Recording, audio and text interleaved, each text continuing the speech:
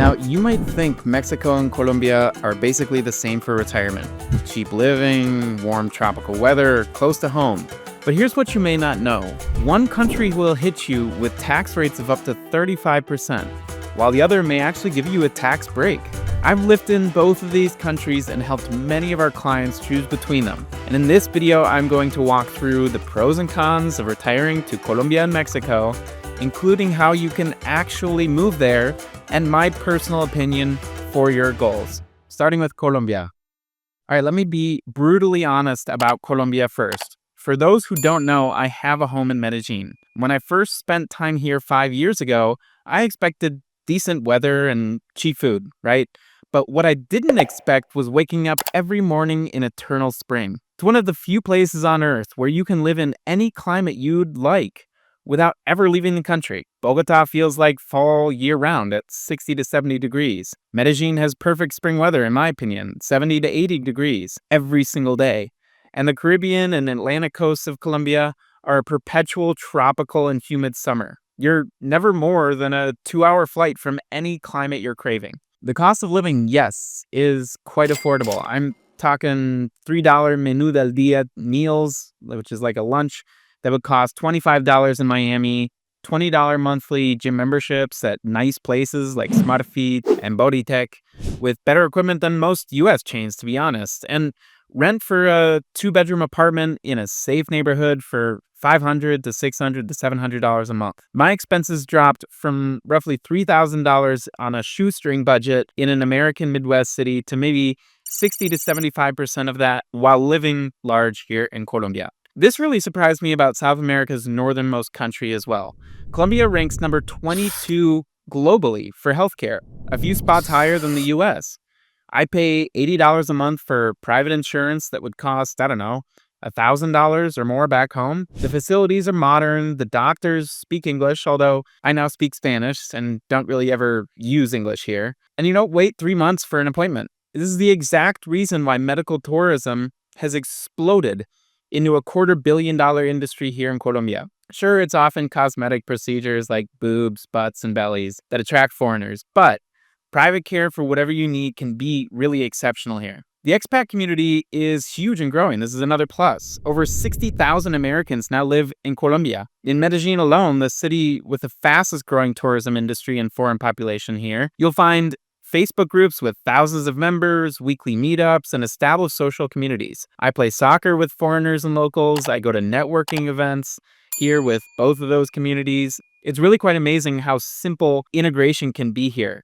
That is to say, if you want to integrate. And last but not least, travel connectivity from Colombia is pretty good and improving. Bogota is now the highest traffic airport in Latin America. You can fly direct to a lot of US cities, and it can also be your gateway to explore the rest of Latin America. This is a new development and likely to just enrich the Colombian economy even more. So, how does all this sound so far? Sounds appealing, right? Leave a comment below and let me know if you'd consider moving to Colombia. All right, here's where it gets interesting for retirees. You have 3 main visa options in Colombia, and the requirements are surprisingly low. The pensioner visa requires just $1,000 per month in pension or retirement income, and that's it. No massive bank account requirements or investment minimums in Colombia, nothing.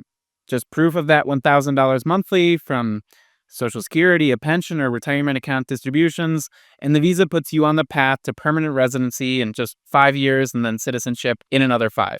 If you don't have a pension but want to invest, the investor visa requires about $110,000 in Colombian real estate or $40,000 in a local business. I myself bought a 3-bedroom, 1,000 square foot apartment in a brand new high-rise in Medellin for about $115,000 a few years ago. And that's how I got my investor visa here in Colombia. Now, Colombia also has a digital nomad visa that'll give you at least 2 years in the country. However, I warn people about this all the time. It does not lead to permanent residency or citizenship. So it's more like a temporary solution if you want to test drive Colombia before committing long term. But you also have 180 days on your tourist visa as well. So if you want to learn more about your options in Colombia, you can download the How to Retire to Colombia guide linked below or check out our website for more info. Now let's talk about the downsides nobody mentions in the travel blogs. It's not all rosy, folks. Living in Colombia can get expensive, and it's the reason why many expats end up leaving. If you become a tax resident here, meaning if you spend more than 183 days in any 365-day period, not a calendar year, so be careful, Colombia will tax your worldwide income at rates of up to 35%. Your social security, your pension distributions, your investment income, everything gets taxed by Colombia. Plus, Colombia has a wealth tax that kicks in if you have assets totaling more than about $600,000. So, as you can see, these taxes can quickly wipe out most of the cost of living savings you might have come for. Additionally, the US Colombia tax treaty, well, it doesn't exist.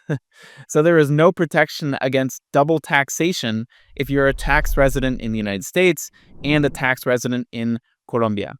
All right, let's move on from the numbers. Bureaucracy in Colombia can be hit or miss. If you work with the right folks, you can get things done rather quickly. But if you don't, getting a bank account could take 3 separate visits, a bunch of different documents, and a whole lot of miscommunication. Simple tasks that take maybe 20 minutes in the US can take all day in Colombia. And if paperwork frustrates you, Colombia will really test your patience. And remember this is coming from someone who's lived this experience for the last few years. Now, English proficiency is also pretty low outside of expat bubbles. In Medellin's and Bogota's upper-class neighborhoods, you'll find English speakers. But step outside those bubbles and you're on your own. You've got to learn at least a little Spanish to get by, a little basic Spanish. And safety, this is often the concern when it comes to Colombia. Safety is better than it was 10 years ago, but you still need to be aware. Right? I consider myself to be pretty lucky having lived in Colombia for so long without a single security issue. Petty crime is pretty common. You can't walk around flashing expensive jewelry or phones, and certain neighborhoods are off limits after dark. It's manageable if you use common sense and take precautions, but it's not Argentina level safe as far as Latin America goes. Infrastructure is improving, but inconsistent. Internet can go out during storms, power outages happen. The roads are surprisingly great though. But if you need everything to work perfectly all the time, Colombia will frustrate you, as I noted before.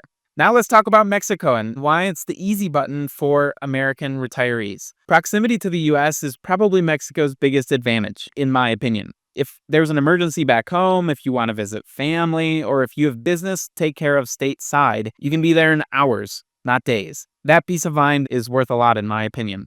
The cost of living in Mexico can be excellent, especially outside major tourist zones like Cancun, Puerto Vallarta. In cities like Mérida, San Miguel de Allende, Guadalajara, you can live really well on $2,000, $3,000 a month. Rent, food, healthcare, on that last one, everything costs less than the US. And on that note, healthcare in Mexico is outstanding and more affordable than the US, yes, but don't expect Colombian costs.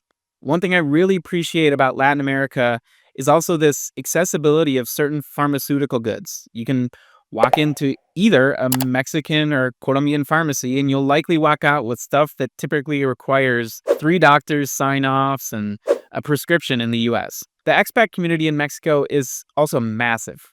1.6 million US citizens live there. Obviously, that counts a lot of Mexicans with U.S. dual citizenship, but the point still stands.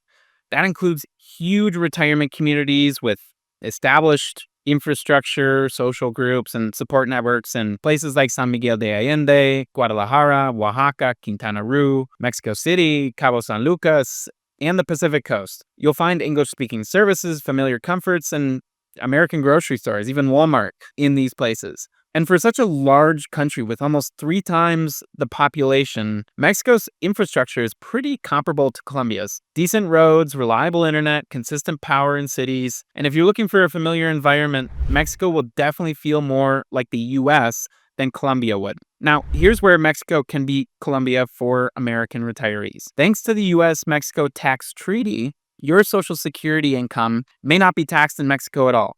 The rest of your retirement income, pension, distributions, and retirement account withdrawals are typically only taxed where you live. Even if you become a Mexican tax resident and spend more than 6 months per calendar year in the country, Mexico's tax rates on retirement income are generally lower than Colombia's punitive rates. All right, so all this sounds great, right? But how do you move to Mexico? If you want a detailed deep dive, check out our How to Retire to Mexico guide on the website. It's 100% free. But we'll go through some options here. Mexico's visa system is pretty straightforward and retiree friendly. The temporary resident economic solvency visa requires either $4,500 in monthly income or about $75,000 in savings. Just proof, no investment. After 1 year, you have to renew your temporary residency, and after 4 years of essentially zero required physical presence in the country, you can apply for permanent residency. And the income requirement is higher than Colombia, yes, but it's still achievable for some American retirees, especially that savings route. But if you have $250,000 in your savings account, and if you're of retirement age, again, this is kind of subjective, let's say 50 or older, you can skip that temporary residency phase and apply directly for permanent residency. This is perfect if you don't want to mess with the requirements of the temporary residency program, right? Mexico also has an investor visa, which requires $300,000 in Mexican real estate or a business investment of the same value. But we'd only recommend this route in the case that you're thinking about buying property in the country. Otherwise, the bureaucracy lists and quick economic solvency visas fit most of our clients' needs. All these visas lead to Mexican citizenship after 5 years of legal residency in the country. And this often surprises our clients, but the Mexican passport is strong, often ranked in the top 20 worldwide. Did you know that? Drop a comment below and let me know. Okay, Mexico isn't perfect, right? We all know that. Let's be honest about the downsides, as we always are on this channel. Remember, the Freedom Files is jurisdiction agnostic, so we just want the right fit for you and your goals, so we always talk about the pros and the cons. Safety will vary dramatically by location in Mexico. Border cities like Tijuana or Juarez and states like Sinaloa can have some serious crime issues. Even some popular tourist destinations most expats should avoid. Drug cartel violence doesn't typically target expats, but it's a reality you need to acknowledge. And this surprised me. English proficiency in Mexico is actually lower than Colombia. You'd think because of the proximity with the US and its ties to the country, proficiency would be much higher, but outside of major expat communities, you'll really need functional Spanish for daily life.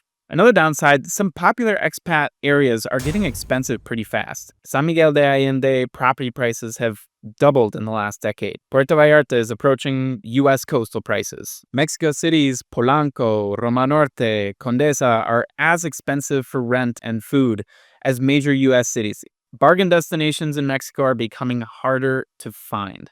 Okay, so after living in both of these countries and helping lots of clients choose between them, here's my honest assessment of retirement in Colombia versus Mexico. Choose Mexico if proximity to the US matters to you. If you have grandkids or kids you want to visit regularly, if you have US business ties, or if you just want the comfort of being able to drive home, Mexico wins, right? I think Mexico also wins on a few tax advantages as well. And the established expat infrastructure makes the transition, I think, a little bit easier, as well as the occasional Walmart. Mexico is also better if you want permanent residency and eventual citizenship with minimal hassle. The visa process is more straightforward, and you won't get destroyed by taxes, especially if you don't even live there during the temporary residency period, which is permitted. Additionally, if you have Mexican citizen parents, don't forget this, you qualify for citizenship today without even ever having lived in Mexico at all. On the other hand, I would choose Colombia if you're a true adventure seeker who values biodiversity, nature, and wants to live somewhere that still feels authentically Latin American. In a lot of parts of Mexico, I just feel a little too Americanized. If you can handle Colombian bureaucracy and don't mind the tax implications, Colombia can offer an incredible quality of life at rock-bottom prices, including for private healthcare, which is what we'd recommend here over the public system. Colombia is perfect for people who want to experience something completely different from their US life. It's more exotic and offers that sense of living somewhere truly foreign. But I'm curious, which country appeals to you more? Mexico's convenience or Colombia's adventure? We help Americans every day navigate these exact decisions. Our Freedom Consult is designed to walk you through your current circumstances and your goals overseas and match you with the country and the immigration routes that fit your goals. If you want more detail about my experience in Colombia, check out this video on the channel. I walk through my actual budget, reasons I moved here, and how you can too. Thanks for watching. We'll see you in the next one.